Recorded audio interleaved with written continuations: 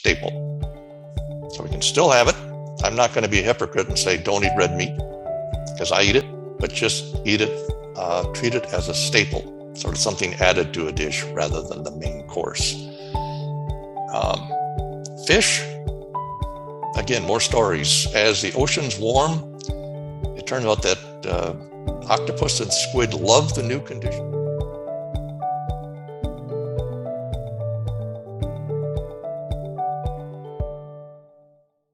Hello everyone, welcome to the Actionable ESG Talks series brought to you by AKFI, Actionable Knowledge Foundational Institute, the world's first nonprofit industry consortium committed to bridging the gap between ESG, sustainability, and digital transformation.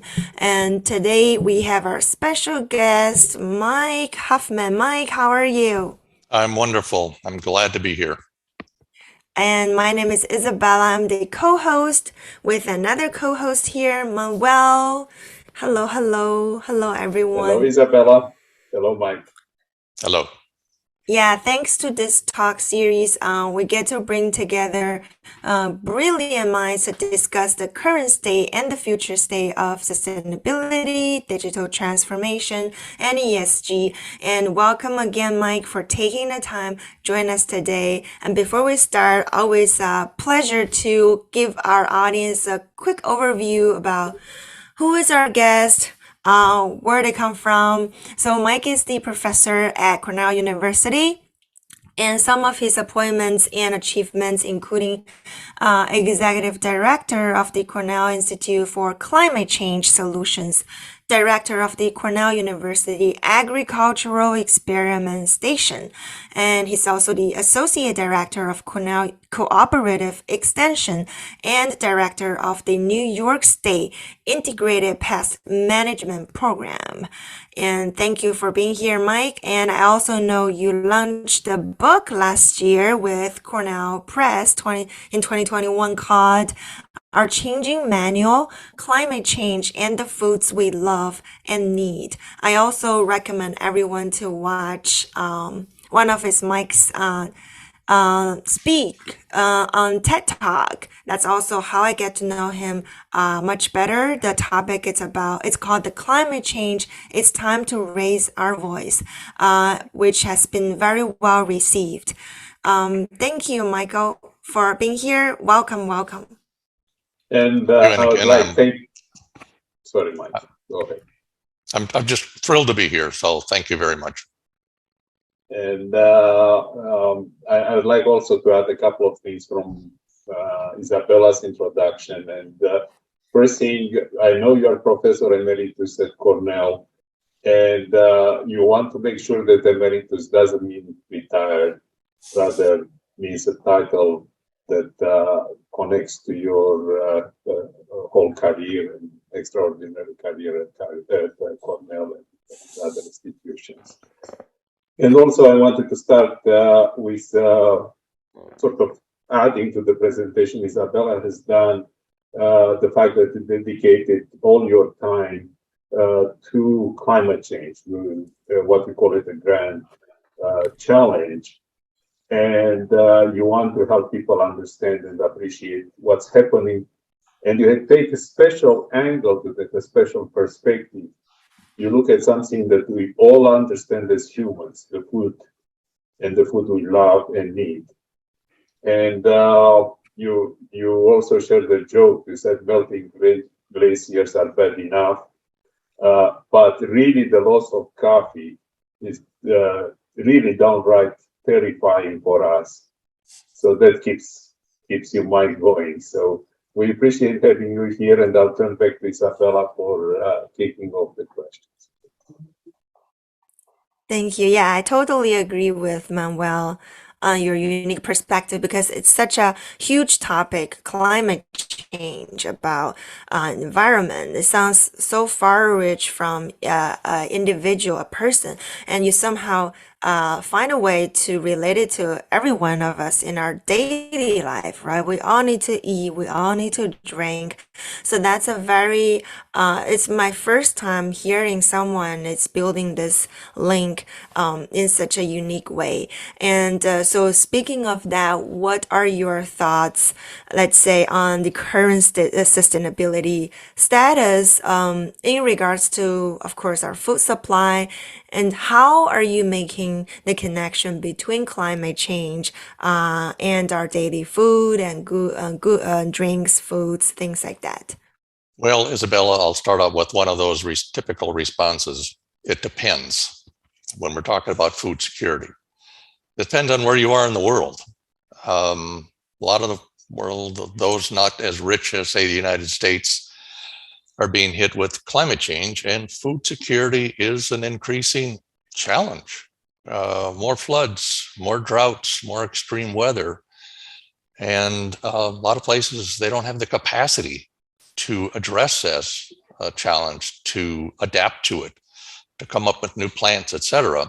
I mean, there's a lot that can be done, but in contrast, let's look at some of the more rich countries like the United States, which I focus on, and that's where we tell our story, because in part, in a cumulative fashion, the US has contributed more to climate change than any other country, and we have the capacity to make a difference. So as you said, how do we grab people's attention? You can talk about health risk from climate change, you can talk about, damage to the economy and so on, and those are very important. But we all eat.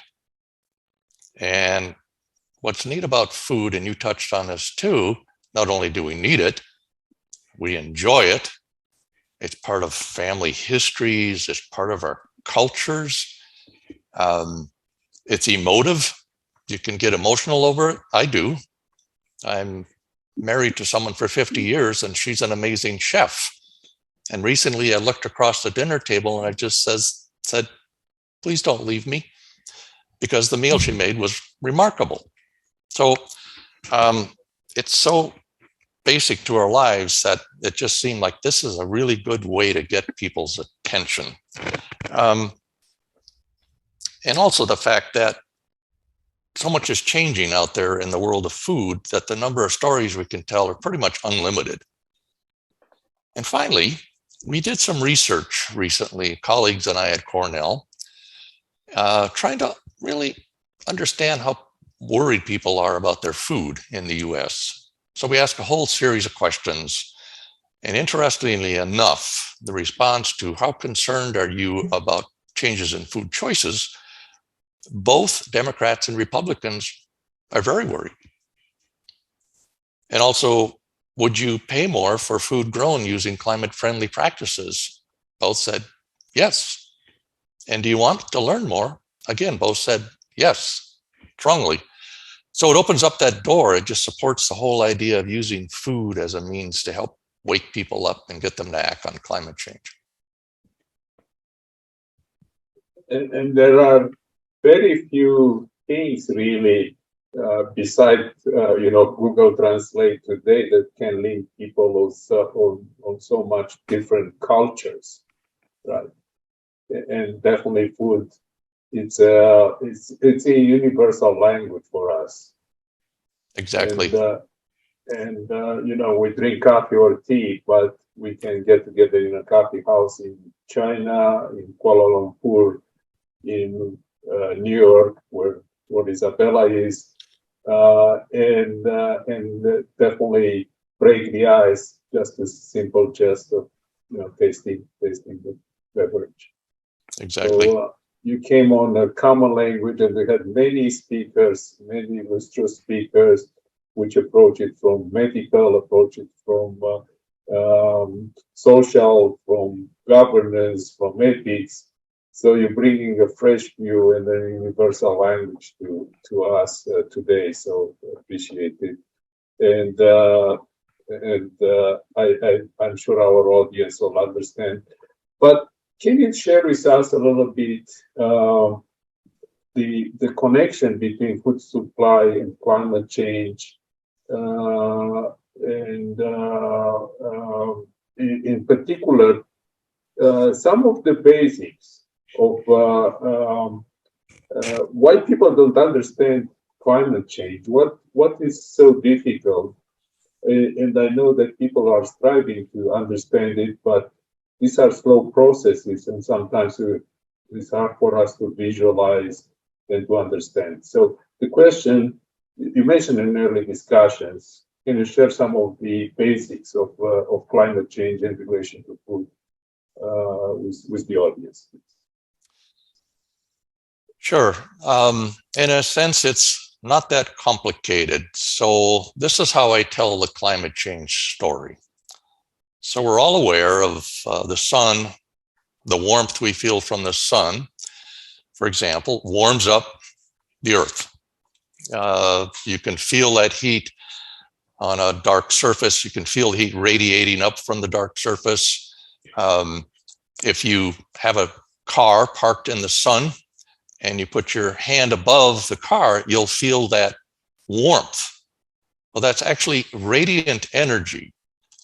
And that, as the sun warms the surface, the radiant energy goes up into the sky and it encounters what are called greenhouse gases, little molecules, and they absorb that heat, that warmth, and re-radiate it in all directions. So for the last many thousands of years, there's been just enough greenhouse gases in the atmosphere to keep things comfortable for us. In fact, without them, it'd be really cold.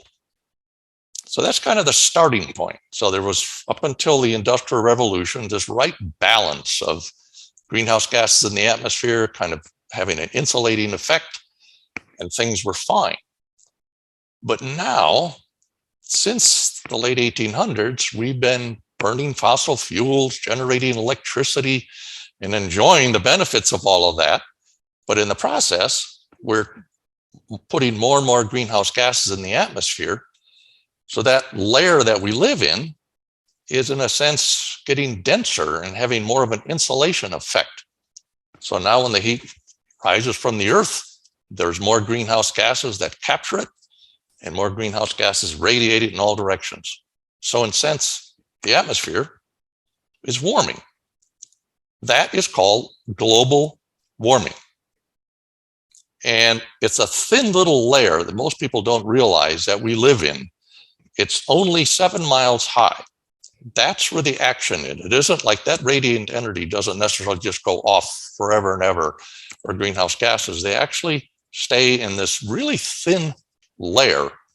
And if you want to imagine it, when you look up and see a jet trail, you know, the vapors behind it, you are looking through that layer. Or if you are in a jet and you look down, once the pilot says, ladies and gentlemen, you are now at cruising altitude, you are looking through it. That's it. That's where climate change is happening. That's where everything is warming up. That's where the clouds occur.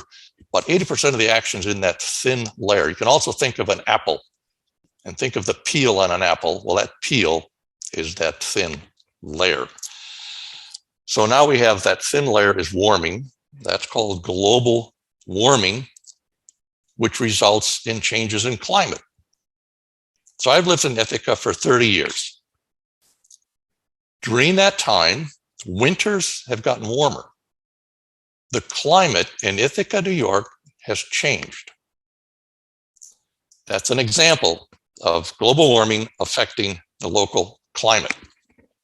But you can think of all these kind of things. You can think of, we hear about melting glaciers and so on. That's all the effect of how climate is changing in different regions around the world.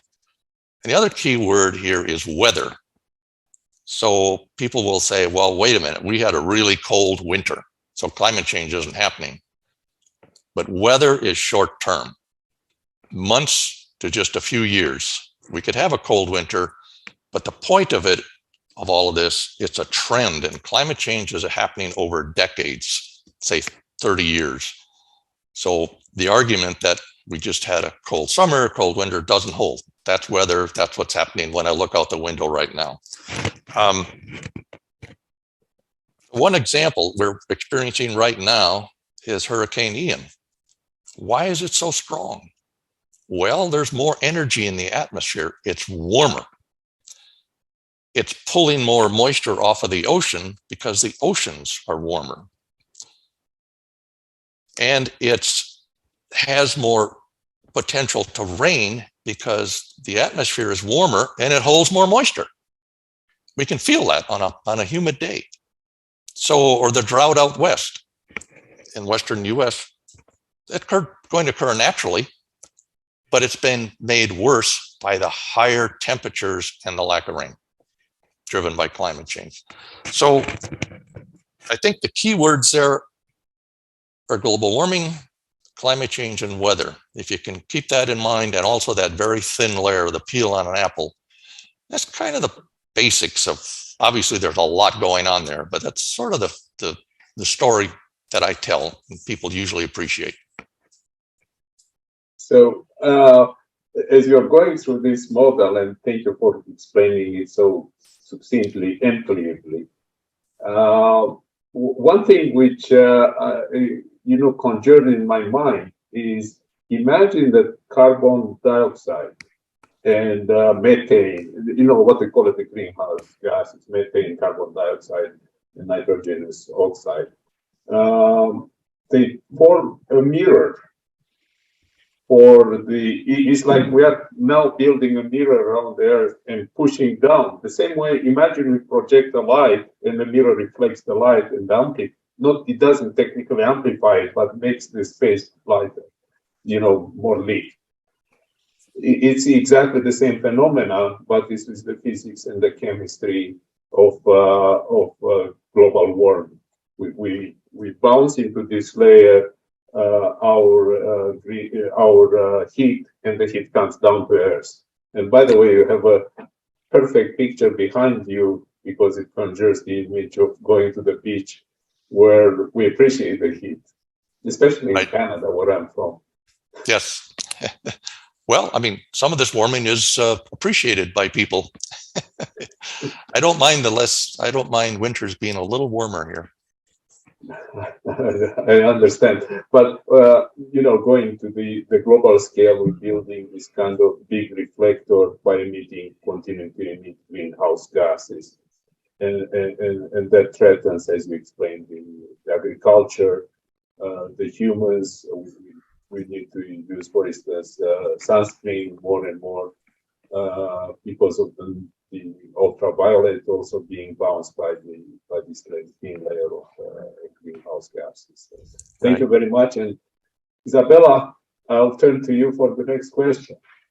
Thank you for a clear, articulate explanation for, an outsider to understand what's going on around the globe. Yeah, I do feel the winter seems getting warmer. Well, here in New York, it was still crazy snow last year. Let's see this year. And I also heard that actually the extreme weather, it's a reflection of global warming because the weather start acting up abnormally.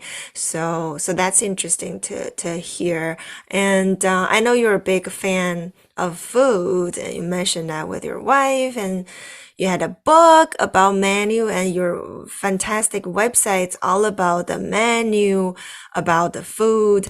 And so let's imagine if we're in the restaurant, and how can we see that climate change, it's been reflected when we look at the menus on the table from the restaurants, from the main course, the wines, the desserts. How do you relate those? This is the fun part, in a way, telling the stories about all the changes that are happening. But let me back up just a little bit to a crop plant. Whether it could be a pepper plant, a wheat plant, rice plant, whatever it is that ultimately ends up on the menu. But the world of that plant is changing. A plant needs sunlight, it needs good soil, the right temperature, water, and air, specifically carbon dioxide in the air. All of those are changing except sunlight. And this is also where there's lots of neat stories. So carbon dioxide, one of those greenhouse gases, is about 50% higher than it used to be. So plants almost look at it as a fertilizer because they need it to grow. So you give more, they grow faster and they get bigger. But most scientists say that's nice, but any gain in crop yield is offset by more extreme weather. But increasing CO2, carbon dioxide, also changes flavors, colors, nutritional quality of plants, especially something like rice, which hundreds of millions of people depend on. The B vitamins in rice are going to decline by 30% by mid-century because of increasing carbon dioxide. So all of these things are changing. It's the plant is changing. The other big one is warming winters. Now we've touched on that. Almost all fruit trees and nut trees need a cold winter. It has to get cold enough to put them into a dormant state. If that doesn't happen, they don't bear fruit.